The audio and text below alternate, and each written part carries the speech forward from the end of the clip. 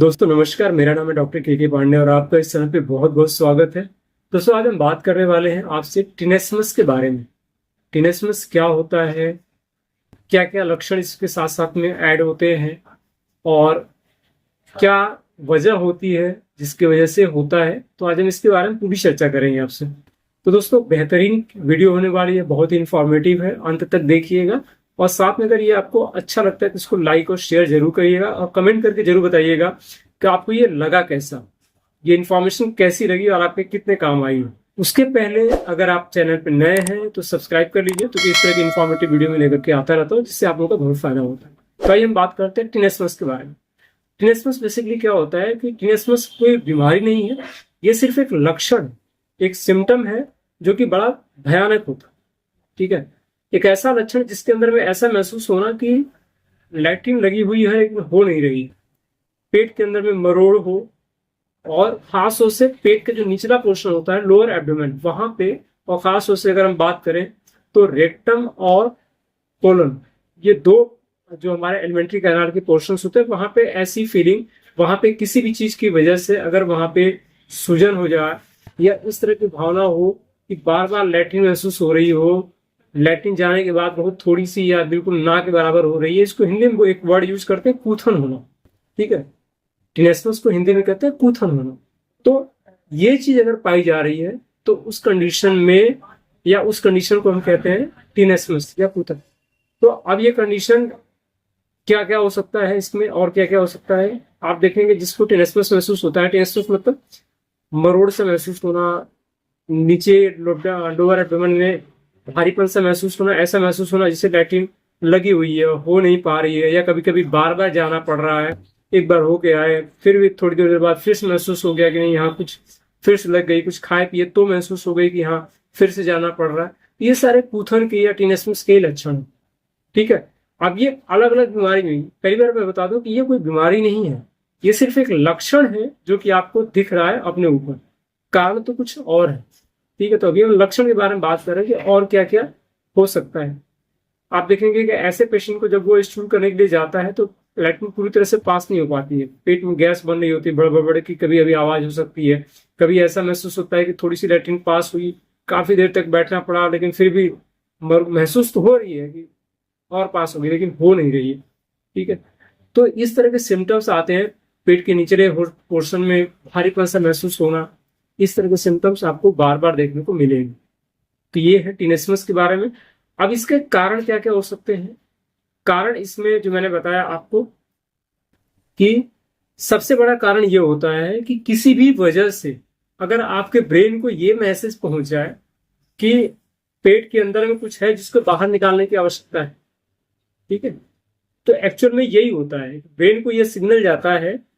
अब वो कारण क्या क्या हो सकता है, ऐसा सिग्नल क्यों जाता है, उसका कारण ये हो सकता है कि रेक्टम की जो लाइनिंग है उसके अंदर में सूजन हो, उसके अंदर में कहीं पे कोई अल्सर हो, कुछ घाव हो, या कोई और चीज हो, वे भी हो सकता है वहां पे कुछ ट्यूमरस जैसी चीज हो।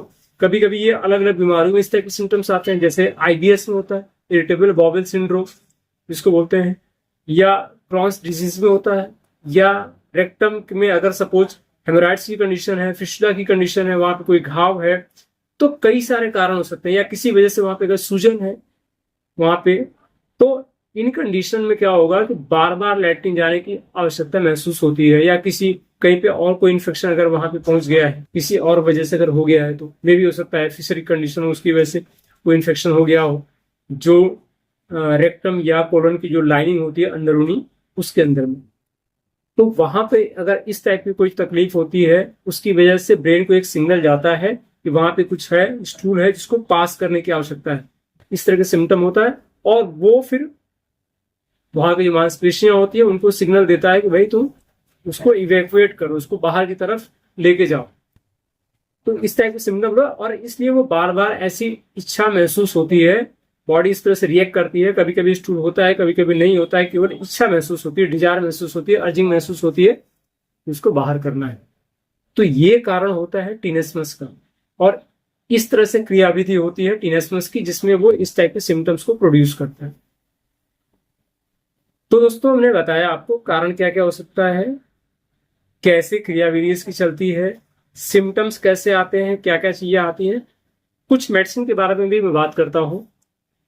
इसकी एक बड़ी अच्छी मेडिसिन है मर्कसॉल।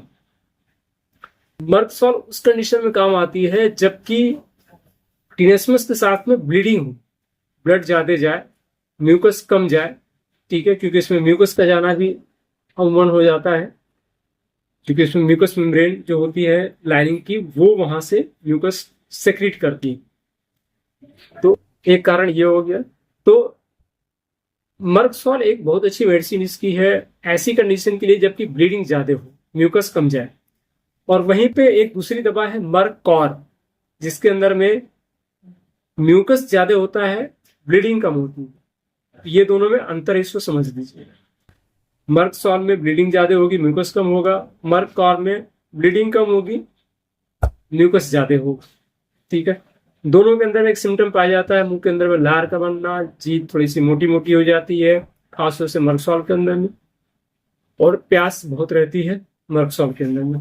मर्ककॉर में उतनी प्यास नहीं रहती है। तो ये सिम्टम्स होते हैं इसके अंदर। इसके अलावा एक मेडिसिन है पोलोसिन। पोलोसिन में आप देखेंगे कि पेट में ऐठना, मरोड़ जैसा होता है। तो ये सिम्टम पाया जाना, बार बार कुथन सा महसूस होना या टिनेस्मस बार बार महसूस होना, पेट में मरोड़ जैसा होना, गर्माहट से दबाव देने से आराम मिलना, पेट पेशेंट ऐसे दबा करके बैठ जाता है तो उसको आराम मिलता है। तो ये सारे सिम्टम होते हैं पोलोसिन। तीसरी बहुत अच्छी दवा। चौथी दवा है टिनेस्मस की आर्सेनिक एल्बम।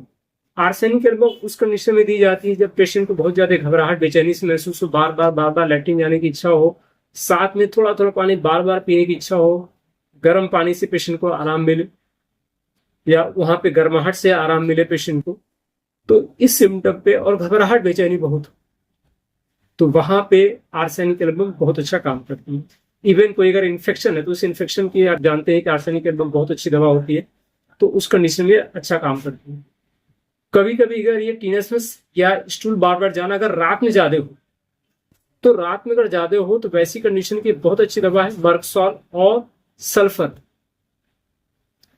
सल्फर, मर्कसॉल, एलोसोकोटिना, ये रात में बहुत अच्छा काम करती है।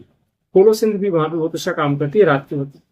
लेकिन सिम्टम क्या होता है एलोज का, आपने सबका तो जान लिया। एलोज का क्या होता है, पेट में गुड़गुड़ाहट होना, गैस के साथ में छूटना, ऐसा महसूस होना कि जैसे लगे कि गैस छूट जाएगी। कभी कभी ऐसा महसूस होता है ना कि जैसे लगता है कि लैट्रिन तो गैस छूट रही है, साथ में लैट्रिन है उसके साथ में छूट रही है।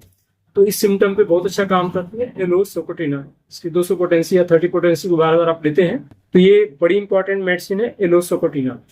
इसके साथ में मैंने बताया सल्फर। सल्फर में क्या सिम्टम होता है, सल्फर में साथ में आपको स्किन के सिम्टम मिल सकते हैं, खास खुजली, जलन, खुजलाने पे जलन, इस टाइप के सिम्टम भी साथ में आपको मिल सकते हैं।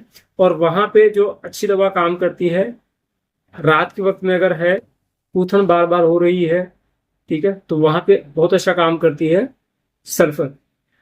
रात में अगर ज्यादा हो, पेशेंट थोड़ा भी मूवमेंट करे तो महसूस हो, चुपचाप पड़ा रहे तो ठीक है, लेकिन जैसे थोड़ा सा हिले डुले तो ऐसा महसूस हो कि लैट्रिन महसूस हो जाएगी, तो वैसी कंडीशन की बहुत अच्छी दवा है ब्रायनिया। मुंह में सूखापन हो, होठ सूखे हो, पानी की प्यास हो सकती है, कभी कभी पानी की प्यास नहीं भी हो सकती है, लेकिन उसके साथ साथ में बार बार लैट्रिन का महसूस होना।